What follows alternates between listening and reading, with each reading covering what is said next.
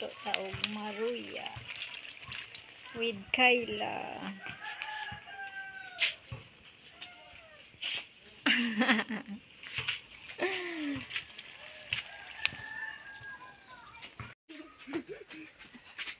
Ayog, liyoktan!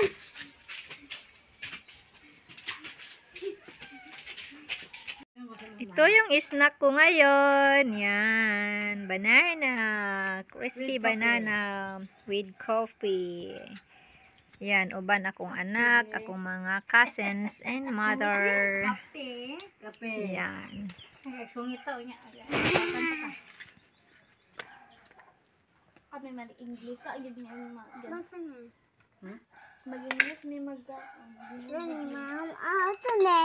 Yay!